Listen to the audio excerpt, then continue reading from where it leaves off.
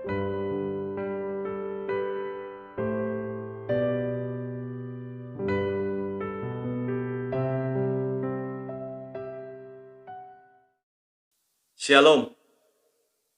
puji nama Tuhan. Kembali kita boleh mendapat kesempatan untuk mendengar kembali kebenaran firman Tuhan. Sebelumnya mari kita sama-sama berdoa terlebih dahulu. Bapa yang baik, Bapa di dalam sorga, di dalam nama Tuhan Yesus Kristus, hamba-Mu bersyukur kalau Tuhan masih izinkan kami ada sampai hari ini. Kami menyadari ini adalah kesempatan biar kami boleh mempergunakan dengan baik setiap kesempatan yang Tuhan berikan dalam hidup kami.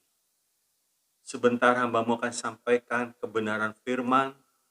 Mari Roh Kudus urapi mulut lidah hamba-Mu, supaya setiap kebenaran yang disampaikan boleh menjadi berkat buat kami semua yang mendengarkan kebenaran firman. Urapi semua, baik yang menyampaikan, baik yang mendengarkan. Kami serahkan sepenuhnya dalam tangan kuat kuasa-Mu. Kami mohon ini semua di dalam nama Tuhan Yesus Kristus. Haleluya. Amin. Shalom Bapak, Ibu, Saudara yang dikasihi oleh Tuhan. Apa kabarnya? Yes, tentu kita baik. Haleluya.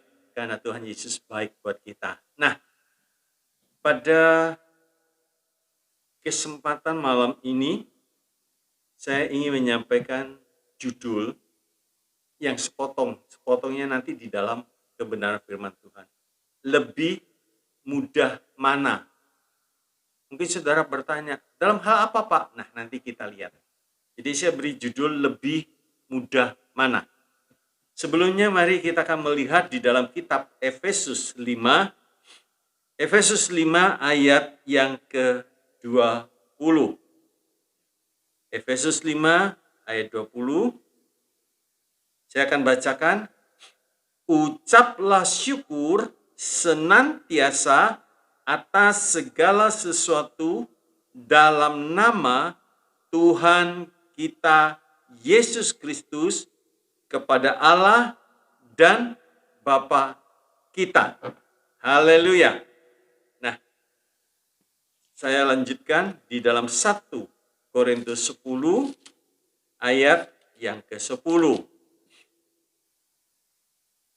1 Korintus 10 ayat 10, dan janganlah bersungut-sungut seperti yang dilakukan oleh beberapa orang dari mereka, sehingga mereka dibinasakan oleh malaikat maut. Nah, saudara pasti bisa menebak judulnya. Ya. Lebih mudah mana?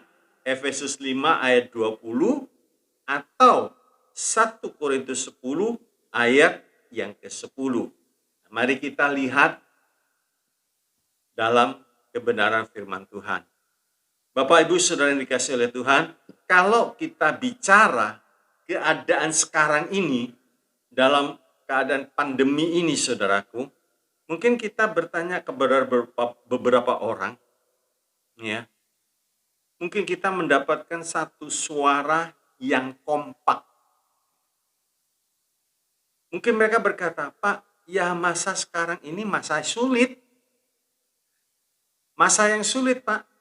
Sulit cari kerjaan, sulit cari duit, ya, dan seterusnya. Jadi saudaraku, dalam kondisi sikon seperti ini, satu kebenaran firman Tuhan mengatakan, ucaplah syukur dalam segala sesuatu, ya.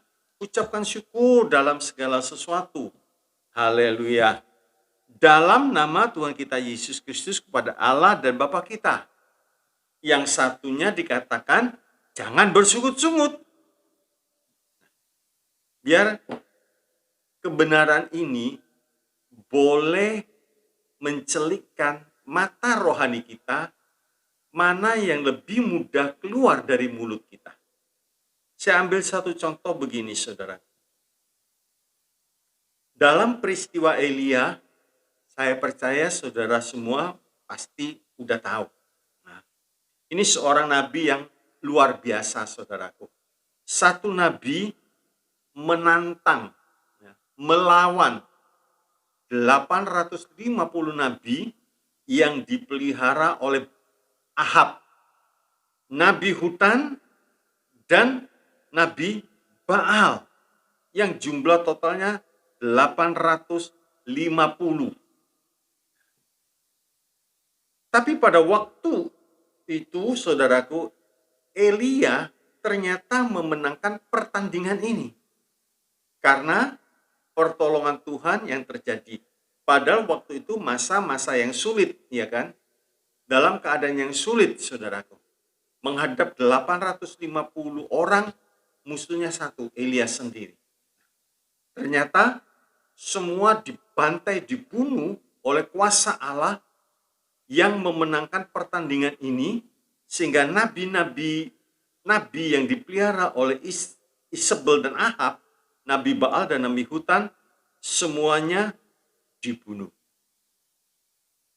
Waktu satu orang menyampaikan pesan kepada Isabel bahwa nabinya dibunuh, langsung Isabel berkata dalam 1 Raja-Raja 19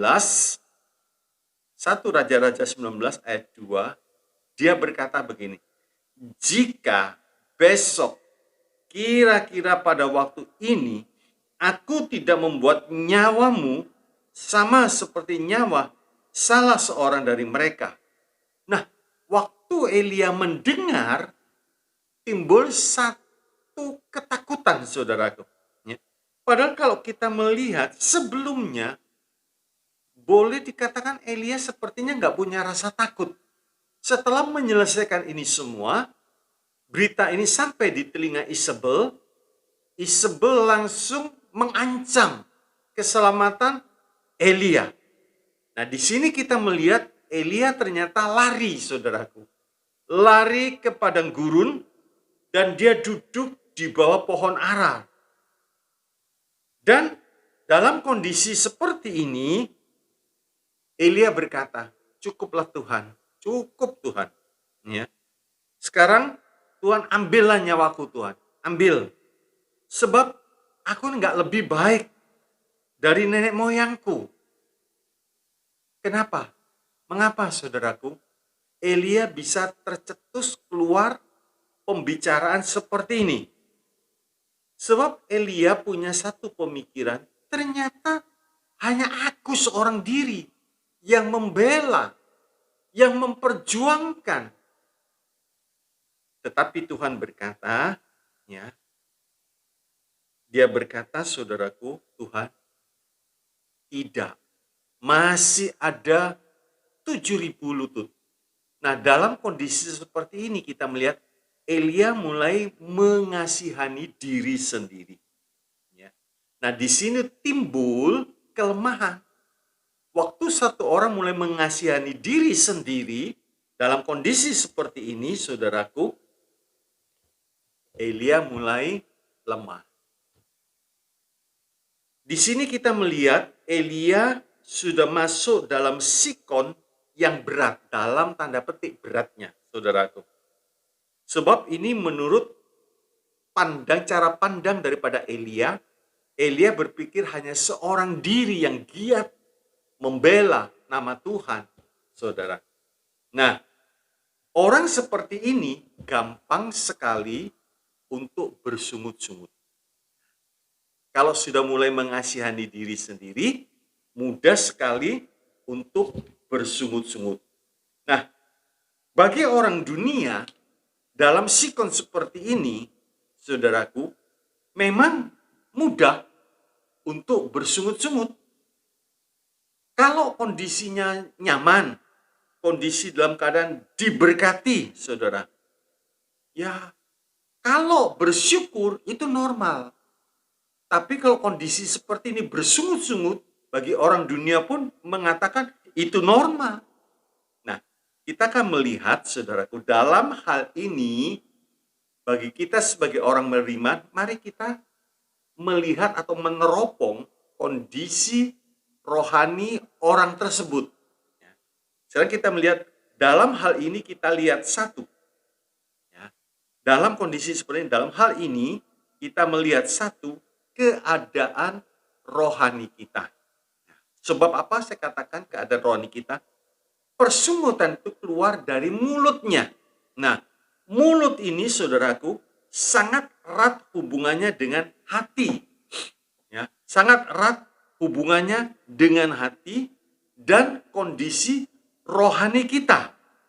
Mulut orang beriman seharusnya, seyogianya, itu limpah dengan perkataan-perkataan yang selalu membawa atau menjadi berkat. Nah, kalau kita melihat bahwa mulut ini, di dalam satu sisi kita melihat firman Tuhan, kalau satu orang tidak bersalah dalam perkataannya, maka orang itu sempurna. Ya, di dalam kitab Yakobus 3 ayat 2, tapi jangan dibalik, karena tidak sempurna, maka ya lumrah kalau berkata-kata seperti ini. Bukan seperti itu maksudnya, saudara. Jadi, kalau kita sampai dalam level ini, kita tidak salah berkata-kata, berarti orang itu sempurna. Kita melihat di dalam Kolose 4, ayat yang ke-6. Ya, Kolose 4, ayat yang ke-6, dikatakan demikian, hendaklah kata-katamu senantiasa, artinya terus menerus, penuh kasih, jangan hambar, sehingga kamu tahu bagaimana kamu harus memberi jawab kepada setiap orang. Nah, memberi jawab kepada setiap orang dengan perkataan-perkataan yang penuh kasih, sehingga boleh menguatkan. Mungkin orang tersebut punya alasan, loh, perkataan saya jadi berkat buat si A, buat si B, buat si C. Tapi buat si D ini orangnya nggak menyenangkan. Orangnya selalu kalau berbicara tuh menyakitkan. Jadi untuk si D ini perkataan saya nggak bisa jadi berkat. Itu berarti ada sesuatu yang salah dalam hidup orang tersebut. Sebab Tuhan berkata kepada setiap orang. Jadi kita tidak bisa pilih-pilih. Orang yang menyenangkan, baru perkataan kita jadi manis. Kalau orang yang tidak menyenangkan, perkataan kita jadi tajam. Jadi menyakitkan. Bukan seperti itu, saudaraku. Nah, dalam hal ini, kita perlu sungguh-sungguh menyadari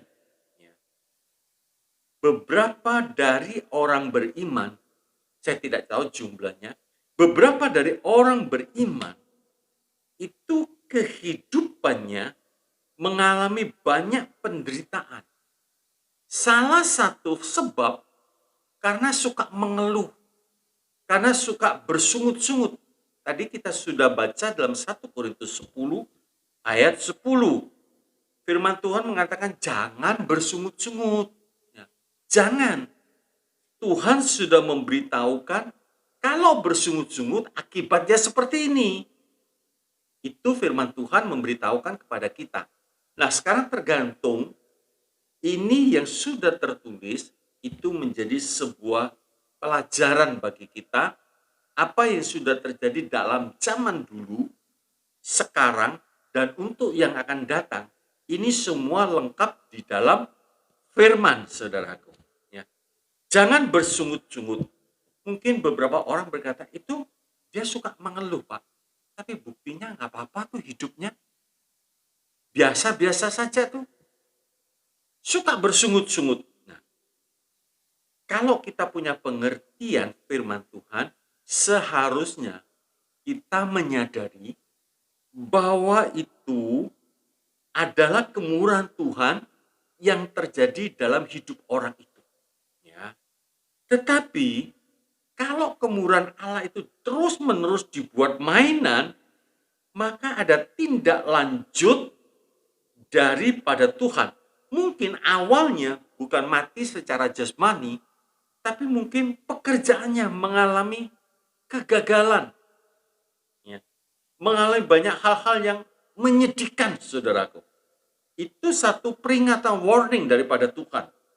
Kalau ini terus, Tuhan mungkin mulai beracara dalam bidang yang lain. Kesehatannya. Berapa banyak orang kesehatannya terganggu gara-gara mulutnya ini. Terus mengeluarkan perkataan-perkataan yang negatif. Ya. Perkataan-perkataan yang tidak menjadi berkat. Masih terus berlanjut, ekonominya mulai terganggu, saudaraku. Dan seterusnya. Sebab intinya Tuhan tidak langsung membunuh karena Tuhan tidak menghendaki satu orang pun binasa. Kalau bisa dalam panjang sabar kemurahan Allah ini menarik orang seperti ini kepada pertobatan. Menarik orang ini kepada pertobatan. Tapi kalau orang ini tetap seperti itu, maka tidak heran. Akhirnya Tuhan bawa di ranjang kematian. Masih tetap tidak mau bertobat, akhirnya mati betul. Haleluya. Sebuah peringatan bagi kita. Sebuah peringatan bagi kita, saudara. Jangan sampai kita meringankan atau dianggap wajarlah kalau orang itu ngomel. Wajarlah kalau orang itu bersungut-sungut. Karena memang kondisinya seperti itu. Mana ada Pak orang bangkrut, orang rugi terus bersyukur, terus tertawa, terus puji Tuhan. Mungkin ingatannya sudah terganggu. Tidak, saudara.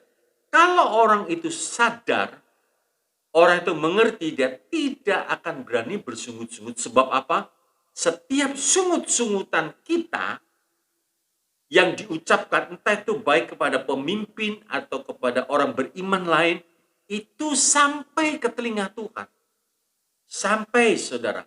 Jadi jangan dibuat main-main. Dan setiap perkataan yang kita ucapkan, itu firman Tuhan mengatakan harus dipertanggungjawabkan. Bukan bilang di udara begini saja, tidak. Tapi harus dipertanggungjawabkan. Coba kita lihat di Bilangan 14. Di Bilangan 14 ayat yang ke-27. Apa kata firman Tuhan? Bilangan 14 ayat 27 dikatakan, berapa lama lagi umat yang jahat ini akan bersungut-sungut kepadaku? Segala sesuatu yang disungut-sungutkan orang Israel kepadaku telah kudengar. Jangan dianggap Tuhan gak dengar, saudara. Sekalipun mungkin di tempat tidur, ngomel, marah-marah, bersungut-sungut, Tuhan dengar, saudara. Tuhan mendengar, ya. Jadi kita melihat orang yang terbiasa bersungut-sungut, itu kita mesti cek. Kondisi rohaninya kita mesti lihat. Yang jelas, mulut dan hati itu sambungannya. Kalau mulut kita bagus, berarti hati kita penuh dengan perkara-perkara yang indah. Haleluya. Yang kedua, bersyukur karena diperintahkan Tuhan. Nah, kalau sesuatu yang diperintahkan ya harus kita taat. Ya. Kalau sekarang pemerintah memerintahkan yang naik sepeda motor harus pakai helm, ya kita taat. Harus punya SIM, ya kita taat. Karena ini perintah. Karena diperintahkan. Tadi kita melihat di Efesus 5 ayat yang 20 dikatakan ucaplah syukur senantiasa. Jadi dengan kata lain, sikon baik, bersyukur. Sikon yang kurang baik menurut pandangan kita, tetap bersyukur, saudara. Atas segala sesuatu. Nah, disebutkan dalam nama Tuhan kita, Yesus Kristus, kepada Allah dan Bapa kita. Kita kan lihat Efesus 5 ini. Ucap, ini perkataan yang didengar oleh orang lain, manakala kita sedang mengalami gangguan atau dalam keadaan senang, ya. Jadi seperti Paulus waktu mengalami gangguan atau dalam kondisi yang tidak menyenangkan, Paulus itu menyanyi. Menaikkan pujian sehingga firman Tuhan mengatakan orang di dalam penjara itu mendengar. Artinya Paulus menjadi berkat sekalipun dia di tengah-tengah kesukaran. Dia mengucapkan syukur, dia menaikkan pujian, saudara. Dan dikatakan senantiasa, bukan kadang-kadang. Tapi ini satu hal yang rutin. Sikon enak, oke. Sikon tidak enak, oke. Senantiasa, artinya orang seperti ini kondisinya selalu berjaga-jaga. Kita belajar dalam hal ini, saudara. Kita semua masih pernah tergelincir. Ya. Waktu mengalami sesuatu, waduh, ayah ini gimana ya? Aduh, keadaannya kok begini. Nah, masih bisa tergelincir, saudara. Masih bisa tergelincir. Nah, atas segala sesuatu, dalam nama Tuhan, ini dia. Dalam nama Tuhan Yesus Kristus, nama ini loh saudaraku, yang memampukan kita untuk senantiasa bersyukur. Artinya ada jaminan di dalam Tuhan. Jaminan di dalam Tuhan itu jaminan lewat firman Tuhan yang kita dengar, yang kita baca. Nah, mungkin sekarang begini, waduh saya mengalami sakit. Terus kita bersyukur dalam nama Tuhan. Firman Tuhan mengingatkan, oleh bilur-bilurnya kamu disembuhkan. Oh ya, mungkin kita sedang mengalami satu keadaan dalam lembah-lembah bayang-bayang maut. Terus kita bersyukur di dalam nama Tuhan. Terus Tuhan ingatkan, sekalipun aku berjalan dalam lembah-lembah kekelaman, aku tidak takut bahaya. Karena Tuhan menyertai kita. Ingat lagi kita bersyukur. Jadi mulut ini nggak sampai mengeluarkan sesuatu yang jelek, saudaraku. Mungkin kondisi keuangan kita dalam keadaan yang ya memprihatinkan begitu, saudara.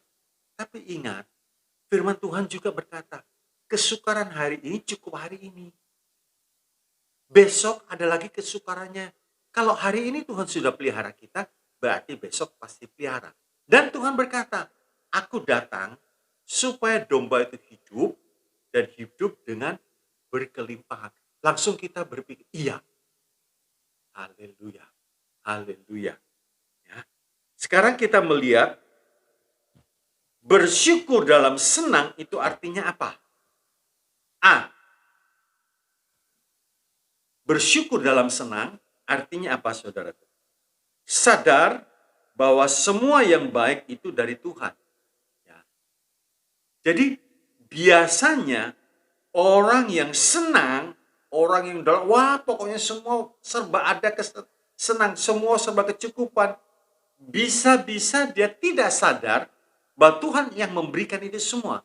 Jadi kalau kita bersyukur dalam keadaan senang, itu orang sadar bahwa itu Tuhan yang memberi. Coba kita lihat 1 Korintus 4 ayat 7. Jadi kalau kita saat ini sedang mengalami kelimpahan, semua serba cukup, sadarlah bahwa itu Tuhan yang memberi kepada kita. Bukan karena kitanya yang mampu, bukan. 1 Korintus 4 ayat 7. Dikatakan demikian, sebab siapakah yang menganggap engkau begitu penting?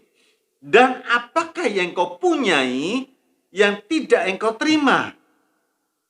Dan jika engkau memang menerimanya, mengapakah engkau memegahkan diri seolah-olah engkau tidak menerimanya? Jadi Tuhan yang memberi. Belajar, saudaraku, berterima kasih. Ya, sadar, ya Tuhan. Kalau bukan Tuhan yang memberi, gak mungkin. Haleluya. Kalau seorang sadar bahwa ia mengalami, saudara perhatikan kata-kata. Kalau seseorang itu sadar bahwa ia mengalami hal-hal yang baik, dalam tanda kutip baiknya, saudaraku, karena perbuatan dosa, mungkin orang lain tidak tahu, saudaraku. Patutlah ia bertobat. Mungkin dia saya korupsi, buktinya enak, buktinya mapan. Saya menipu kanan, menipu kiri, buktinya mapan. Sadar, saudara. Ya. sadar sebelum hukuman yang dahsyat itu datang atas hidupnya. Saya beri satu contoh, satu peristiwa di dalam Lukas 19. Lukas 19 ayat 1 sampai 10, saudara tahu kisah Sakius. Sampai ada nyanyian Sakius, orangnya pendek. Nah, dia waktu itu telinganya mendengar bahwa ada rombongan Tuhan Yesus mau lewat. Mau lewat. Terus ini Sakius dikatakan sebagai kepala. Jadi kedudukannya di cukai, pemungut cukai, dia bukan pemungut cukai rendah, tapi dia kepalanya. Punya satu kedudukan. Yang heran, saudara. Orang yang kedudukannya tinggi seperti ini, kok mau-maunya? Kok mau-maunya? Seperti tingkah laku anak kecil, dia manjat pohon. Apa nggak takut ditertawakan? Sakius naik pohon, apa nggak takut ditertawakan? Saudaraku, di sini kita melihat Tuhan memberi kesempatan, ya, sebab yang pasti orang yang berbuat dosa mungkin kelihatan dari luar menikmati senang. Uangnya limpah, semua serba ada. Tapi satu hal yang tidak bisa dicuri, yang tidak bisa dibohongi adalah jalan sejahtera tidak dikenal. Tidak dialami. Orang itu berbuat dosa, tapi hatinya tidak mengalami sejahtera. Jalan damai sejahtera tidak dikenalnya. Roma 3:17. Sebab itu Sakius ini ingin tahu, Tuhan Yesus itu modelnya gimana sih? Dia naik ke pohon. Nah, kalau saudara perhatikan, maka terjadilah sebuah percakapan. Waktu Tuhan Yesus sampai di pohon itu, dia lihat kata, Sakius, turun. Aku mau tidak mau hari ini harus menumpang di rumahmu. Tuhan hanya berkata seperti itu, saudaraku, kepada Sakius. Selesai bicara, Yesus selesai bicara, ada satu perubahan yang dahsyat. Kenapa? Yesus ini dikatakan Raja Damai. Dia sejahtera, Raja sejahtera, saudaraku. Sebab waktu Tuhan Yesus pergi, sejahteraku sendiri kuberikan kepadamu, tidak seperti yang diberikan oleh dunia ini. Dia sejahtera. Jadi waktu Yesus berkata-kata, sejahtera itu mengalir yang belum pernah dialami oleh Sakius. Sehingga Sakius merasakan maknyus hatinya, saudara. Sebab itu langsung terjadi sebuah pertobatan lewat pembicaraan ini. Haleluya. Ya, haleluya.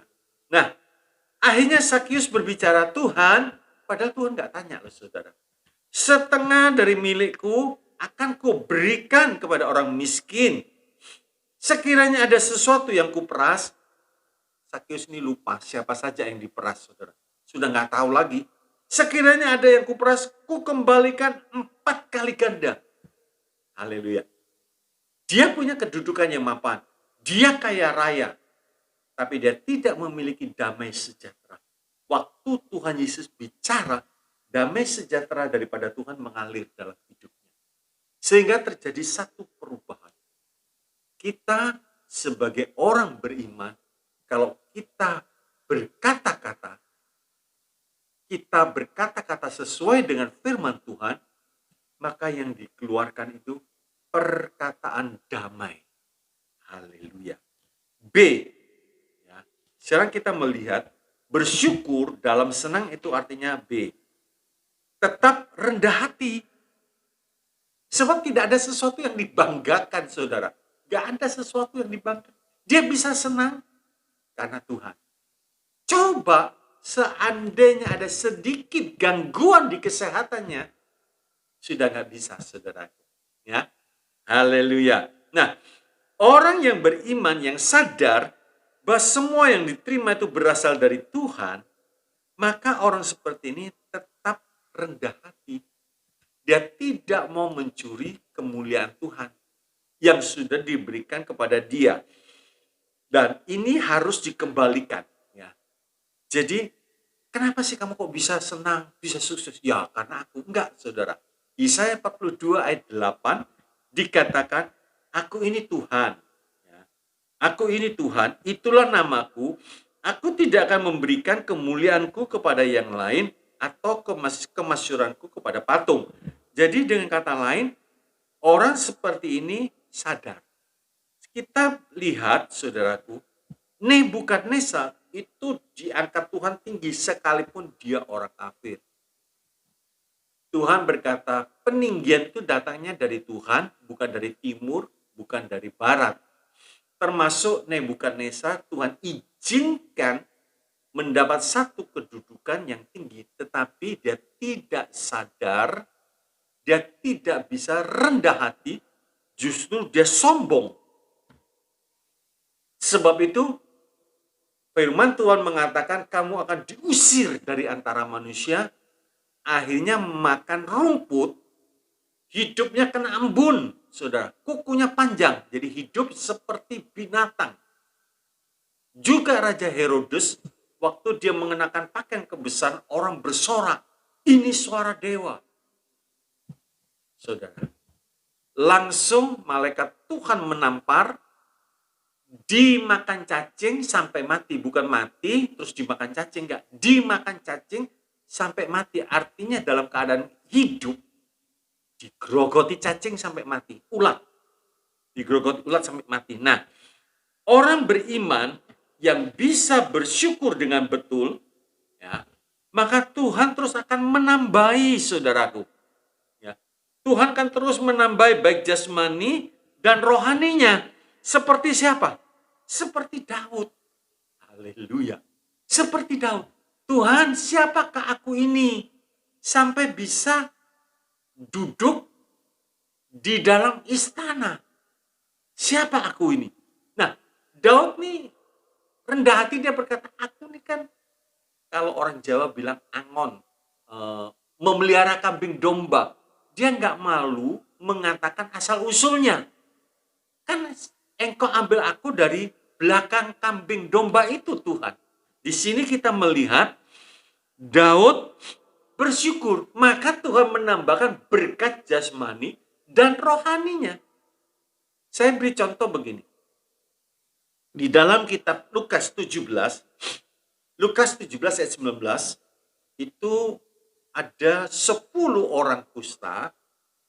Waktu Yesus masuk ke Yeriko, 10 orang kusta ini datang kepada Yesus, dan Tuhan berkata, tunjukkanlah dirimu kepada imam. Belum sembuh saat itu, tapi disuruh pergi. Nah, 10 orang kusta ini percaya, dia pergi. Ternyata pada waktu dia pergi, di tengah perjalanan terjadi mujizat. Sembuh semua. 10-10-nya sembuh.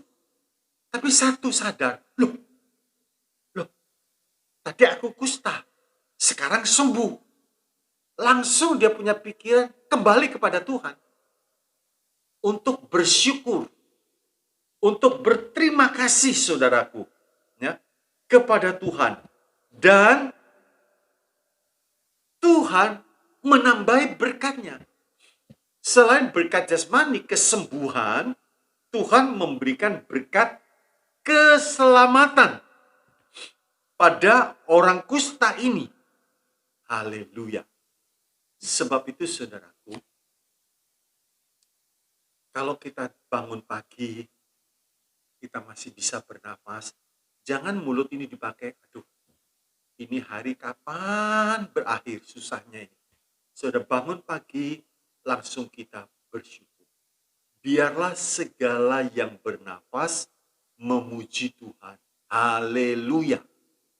Puji Tuhan, saudara. Jangan persungutan yang keluar dulu, tapi pujian. C.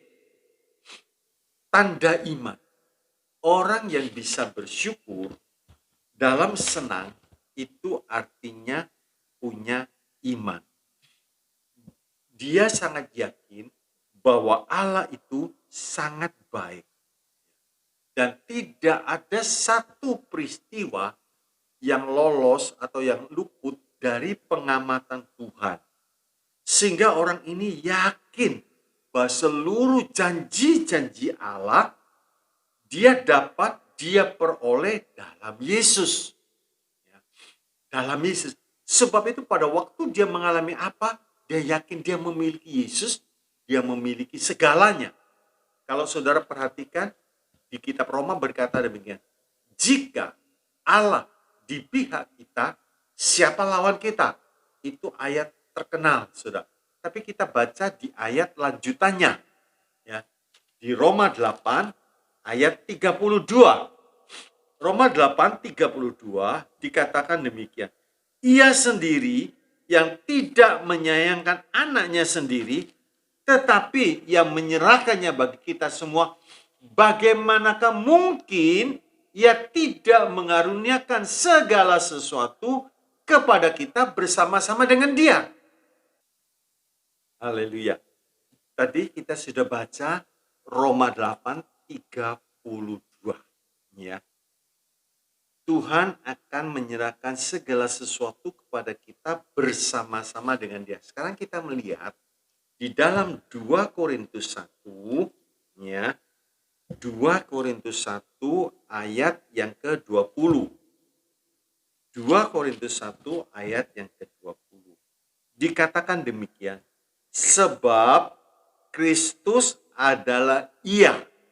Bagi apa, saudaraku? Bagi semua janji Allah. Itulah sebabnya oleh Dia kita mengatakan amin untuk memuliakan Allah. Jadi di dalam Kristus, iya. Tanda yang ketiga ini, saudara, tanda iman.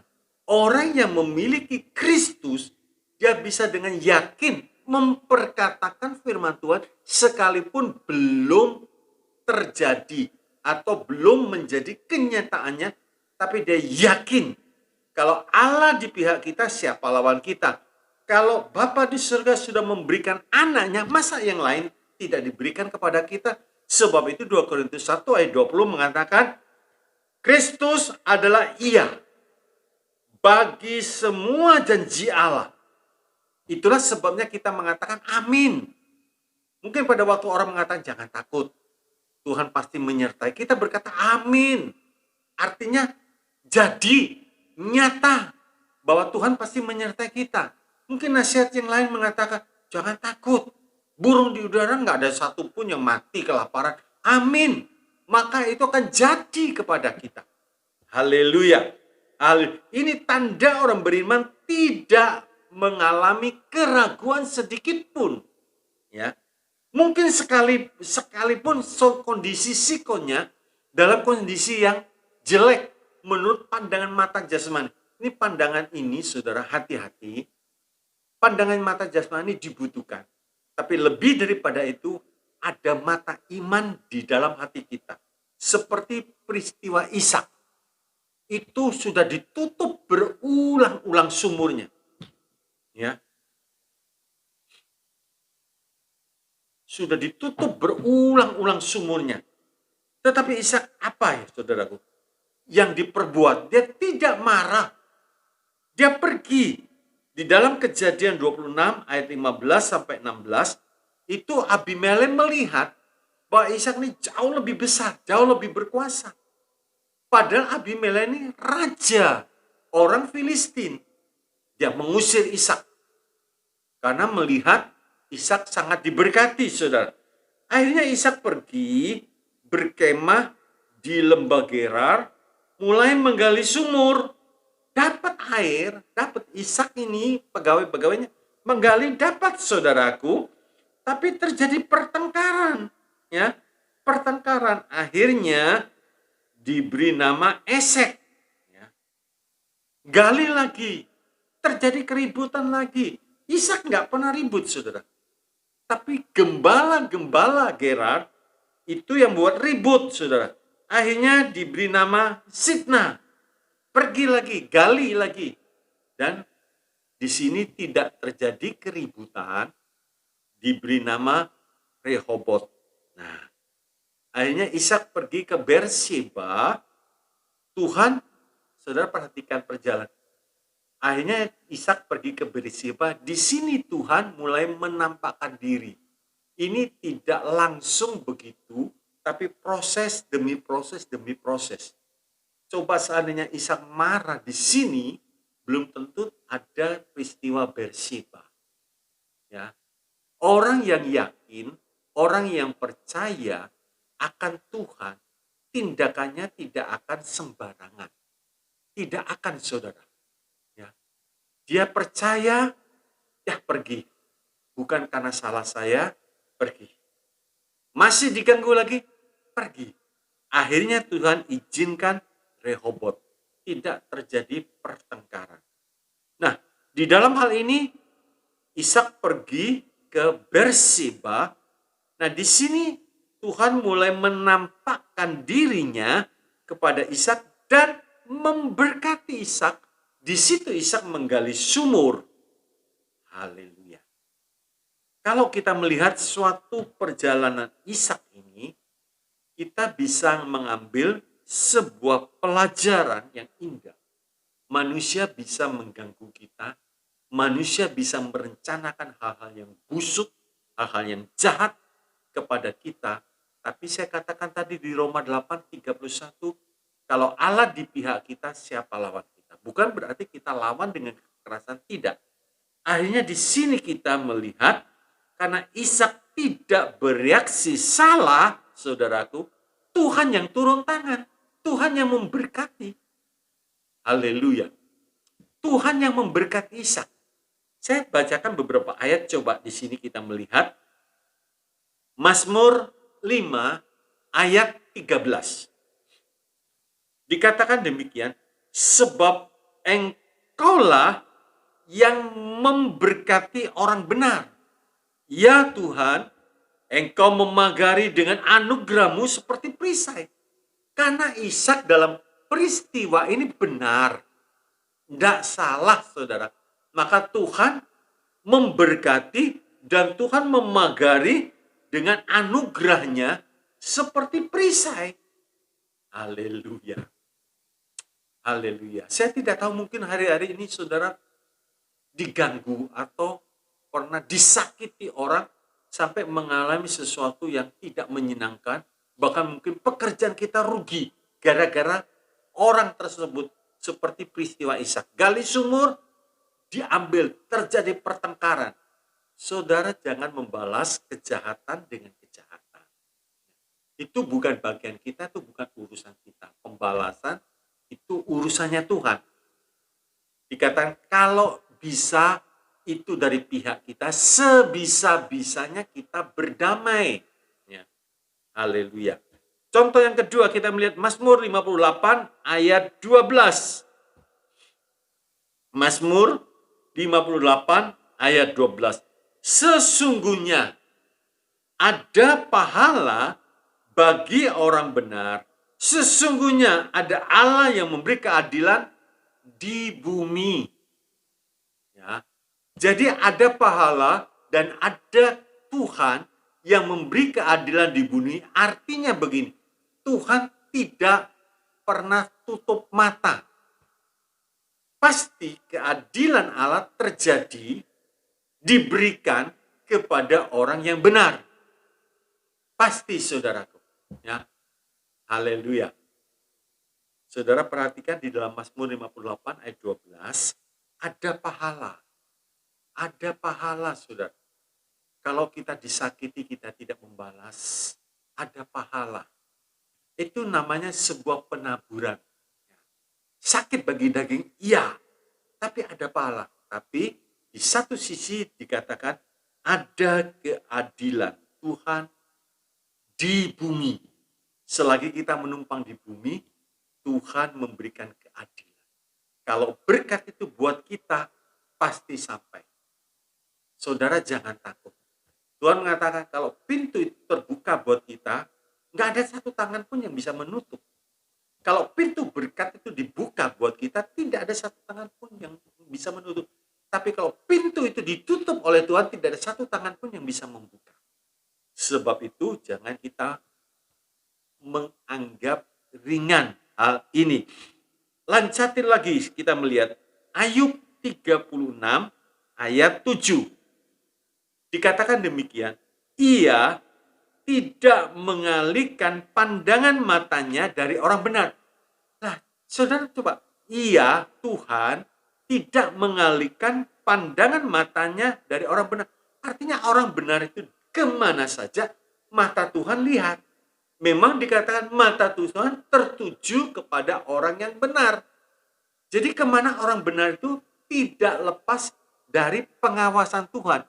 Kalau kita punya pengertian ini, kita tidak usah takut. Lanjut. Tetapi menempatkan mereka untuk selama-lamanya di mana, saudaraku? Di samping raja-raja, di atas tahta, sehingga mereka tinggi martabat. Tuhan yang meninggikan.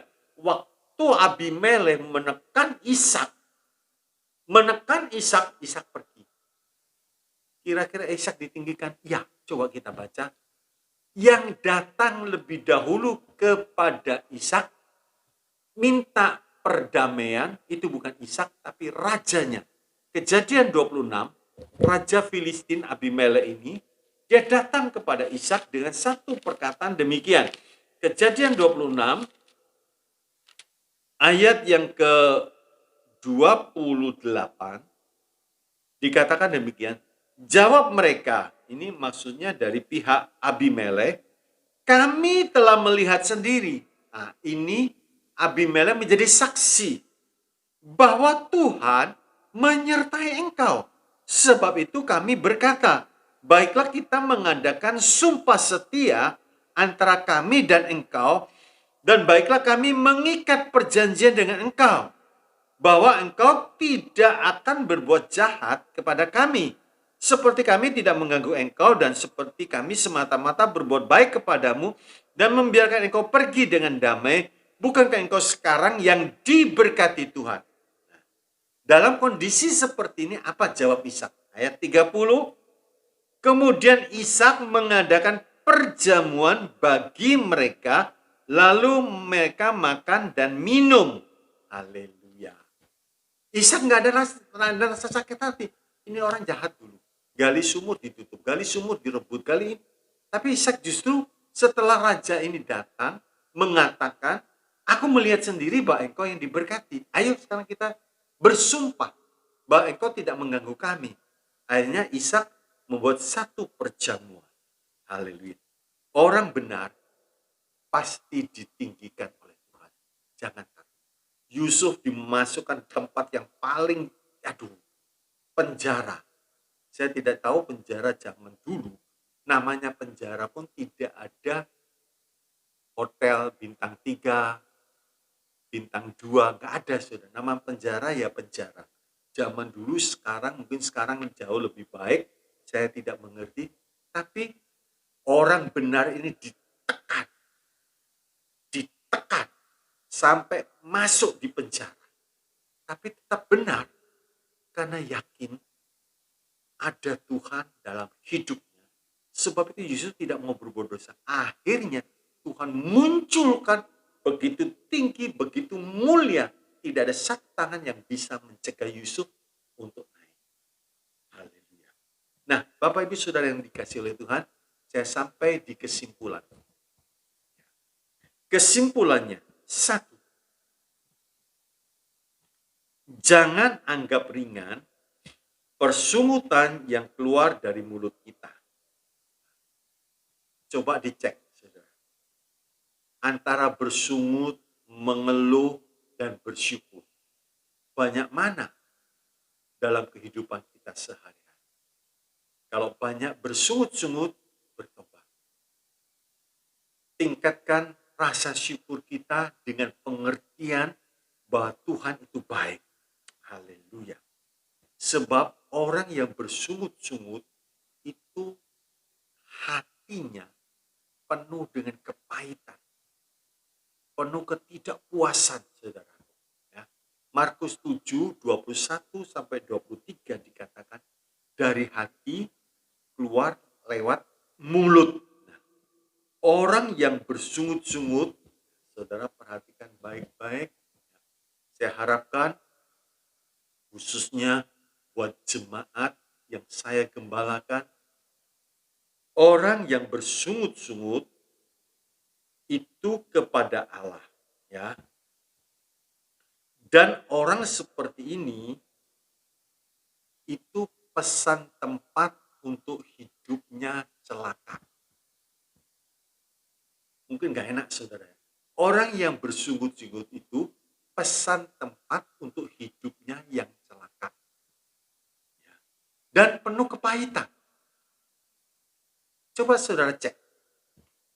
Kita buat perbandingan nih. Dari bangun tidur kita bersyukur. Sampai tenggelamnya matahari bersyukur. Sampai kita mau tidur. Rasanya fresh badan kita. Rasanya segar, saudara.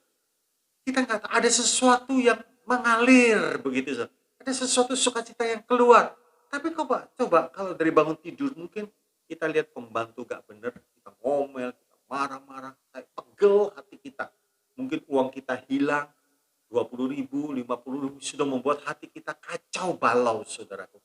Terus sampai mau tidur seperti itu, pasti saya katakan hidupnya tidak segar. Bisa-bisa sedang menimbun penyakit dalam hidup. Karena bersungut-sungut. Tapi kalau orang yang gembira, firman Tuhan mengatakan hati yang gembira adalah obat, saudaraku. Haleluya, haleluya. Ya. Sekalipun mungkin orang tersebut bersungut-sungut kepada orang. Tapi tadi saya katakan bilangan 14 ayat 27 itu kepada Tuhan. Ya, kepada Tuhan. Jadi saya coba berikan ayatnya, saudara, ya. Matius, saya carikan sebentar. Di dalam Matius 12 ayat yang ke-36 katakan demikian. Tetapi aku berkata kepadamu, setiap kata sia-sia, bersungut-sungut ini kata sia-sia, saudara, yang diucapkan orang harus dipertanggungjawabkannya pada hari penghakiman. Jadi dipertanggungjawabkan. Lagi satu ayat, Yeremia 17 ayat 16. Yeremia 17 ayat 16 dikatakan, namun tidak pernah aku mendesak kepadamu untuk mendatangkan malapetaka. Nah, saudara perhatikan, aku tidak mengingini hari bencana. Engkaulah yang mengetahui apa yang keluar dari bibirku, semuanya terpampang di hadapan matamu. Artinya begini, ini perkataan yang keluar sia-sia, itu naik di hadapan hadirat Tuhan. Naik, saudara. Sebab itu nggak heran Amsal 18:21 mengatakan orang dikenyangkan oleh buah mulutnya. Nggak heran, saudara. Karena dia sedang melanggar hukum-hukum Tuhan. Ini huruf-huruf ini naik, saudara. Coba kalau kita hatiku penuh nyanyian, bersyukur, terus nyanyi. Hidup ini adalah kesempatan. Itu naik di hadapan Tuhan. Wow! Sebagai satu korban syukur yang berbau harum. Tangan Tuhan memberkati kita. Haleluya. Yang kedua, kesimpulan yang kedua, sadarlah berapa banyak orang Kristen hidupnya jadi susah karena persungutan. Firman Tuhan jelas dikatakan Amsal 18:21, hidup dan mati dikuasai lidah. Ya. Dan persungutan ini termasuk sebuah penaburan. Perhatikan, persungutan ini termasuk sebuah penaburan. Firman Tuhan mengatakan, kamu tidak bisa mempermainkan Allah, mengolok-olok Allah. Apa yang ditabur orang, itu akan dituai. Jadi kalau setiap hari orang Kristen naburnya persungutan, tidak heran menuai kepahitan. Tidak heran menuai kecelakaan. Tidak heran menuai banyak jalan buntu dan kerusakan dalam hidupnya. Sebab apa yang ditabur akan dituai dan pada akhirnya binasa. Ini perlu diperhatikan, saudara. Orang yang bersungut-sungut itu sebuah penaburan, ya. Dan apa yang ditabur pasti dituai, pasti dituai. 3. Orang yang bersungut-sungut Itu tanda tidak percaya kepada Tuhan dan tanda tidak yakin akan keadilan Tuhan. Dia menganggap Tuhan ini lambat ya, buktinya. Nah, buktinya itu orang sudah jelas salah, nggak langsung dihukum. Saudaraku, keadilan Allah akan tetap ditegakkan di bumi. Tapi untuk menghukum itu bukan urusan kita. Ya. Bukan urusan kita, itu urusan Tuhan. Kalau kita seperti ini, berarti kita tidak percaya terhadap keadilan Tuhan. Juga tanda tidak percaya akan kebaikan Tuhan. Berarti dia bersungut-sungut. Tapi kalau dia percaya akan kebaikan Tuhan, tidak ada persungutan. Juga tanda tidak percaya bahwa Allah itu kasih. Tuhan pasti menolong umatnya. Tuhan pasti membela umatnya. Ingat saudaraku, memang Tuhan itu kasih, panjang sabar. Yang keempat, yang terakhir. Jangan seperti bangsa Israel. Kalau senang diberkati, nyanyi saudara. Waktu nyebrang laut kosong, Miriam ambil rebana, nyanyi, semua nyanyi. Tapi begitu 3 hari perjalanan tidak ada air, ngomel. Bersungut-sungut. Itu kondisi sangat tidak baik saudara. Ya.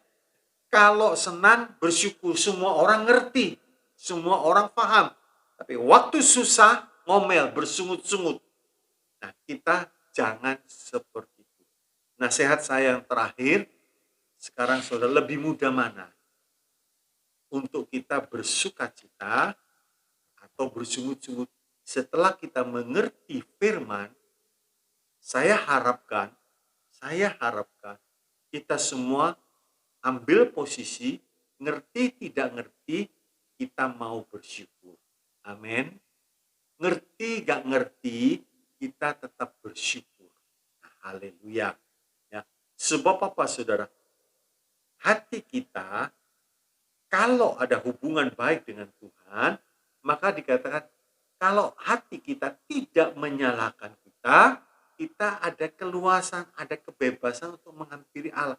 Nah, kalau kita menghampiri Allah, maka kita merasakan sukacita, kepuasan, kesegaran ada di hadapan hadirat Tuhan. Bisa ngerti? Ya? Saya harapkan setelah ini, saudaraku, kita buang. Kita tidak mau pesan tempat untuk celaka. Kita tidak mau pesan tempat untuk kematian kita. Nggak mau. Tapi berubah, apapun yang terjadi, hatiku penuh nyanyian. Duduk senang, berjalan senang. Di mana-mana hatiku senang. Karena Yesus ada di dalam kehidupan kita. Kiranya Tuhan memberkati kita. Mari kita semua berdoa. Haleluya. Bapa di dalam sorga, sungguh kami bersyukur biar pengertian ini Tuhan termeterai dalam kehidupan kami semua. Baik yang mendengar, baik yang menyampaikan kebenaran. Sebab di saat kami tidak berjaga-jaga, mudah sekali kami tergelincir untuk bersungut-sungut. Sebab itu Tuhan, kami mau mengisi hati kami dengan kelimpahan firman Tuhan, sehingga firman Tuhan itu menjadi pelita, menjadi suluh, sehingga kami dengan yakin bahwa janji Tuhan itu iya dan amin di dalam Kristus Yesus. Haleluya. Biar umatmu, biar kami semua limpah dengan kebenaran firman Tuhan, sehingga kami tidak tergelincir. Tapi di tengah-tengah masa yang sulit, kami masih bisa menaikkan pujian seperti Paulus, seperti Silas. Haleluya. Penuh dengan sukacita, penuh dengan kegembiraan. Sebab kami percaya pertolongan Tuhan tepat pada waktu, indah pada waktunya. Dan Tuhan tidak pernah terlambat menolong kami. Tuhan tidak terlambat menolong Daniel.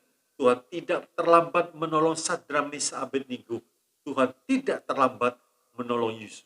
Begitu juga Tuhan tidak terlambat menolong kesukaran yang sedang kami hadapi saat ini. Mungkin di dalam pekerjaan kami. Tuhan Yesus, kami memiliki Allah yang hidup. Bagaimana mungkin Bapa di surga tidak memberikan segala sesuatu bagi kita di dalam Kristus Yesus. Haleluya. Mungkin ada yang sedang bergumul dalam sakit. Mari Tuhan berkati. Dan iman mereka bangkit. Seperti perempuan yang meleleh darah. Kalau aku datang menjamah jubahnya saja, aku sembuh. Haleluya. Mungkin dalam ancaman, mungkin dalam bahaya. Tuhan ingatkan, engkau gembala yang baik. Engkau akan memimpin kami. Engkau akan membawa kami keluar menjadi pemenang. Terima kasih, memberkati semua kami yang mendengarkan saat ini. Tuhan Yesus berkati keluarganya, berkati rumah tangganya, berkati kesehatannya, berkati pekerjaannya, berkati keuangannya, berkati masa mudanya, berkati perjodohannya Tuhan. Terima kasih. Kami juga berdoa buat bangsa dan negara yang kami cintai. Berkati Bapak Presiden, berkati Tuhan. Berkati bangsa ini, lindungi sampai kepada aparat yang paling bawah. Tuhan berkati. Jauhkan dari segala keanarkisan. Tuhan tolong peristiwa COVID-19 ini Tuhan. Selamatkan bangsa kami, selamatkan bangsa kami. Terima kasih. Kami juga berdoa buat para tenaga medis yang sudah berjuang, berkati keluarganya, berkati Tuhan, berkati mereka yang mengambil bagian ini, berikan kesehatan, lindungi Tuhan, juga buat TNI dan Polri yang menjaga, yang menjadi garda terdepan Tuhan, memberkati keluarga semuanya. Terima kasih, kami serahkan semuanya dalam tangan-Mu, kami percaya, kami menyembah Tuhan yang baik. Dalam nama Tuhan Yesus kami bersyukur. Mari umat Tuhan kita mengangkat tangan kita. Umat Tuhan yang terkasih. Terimalah saat ini berkat kasih dari Allah Bapa, damai sejahtera, sukacita dan anugerah dari Tuhan kita Yesus Kristus, kuat kuasa dalam persekutuan Allah Roh Kudus, limpah dengan karunia-karunia roh dan buah roh, menyertai perjalanan kami, membawa kami keluar sebagai pemenang, membawa kami sebagai kepala, bukan ekor. Terima kasih Tuhan Yesus, terima kasih. Dalam nama Tuhan Yesus, berkat ini diberikan. Haleluya. Semua yang percaya katakan, amin. Tuhan Yesus memberkati kita semua.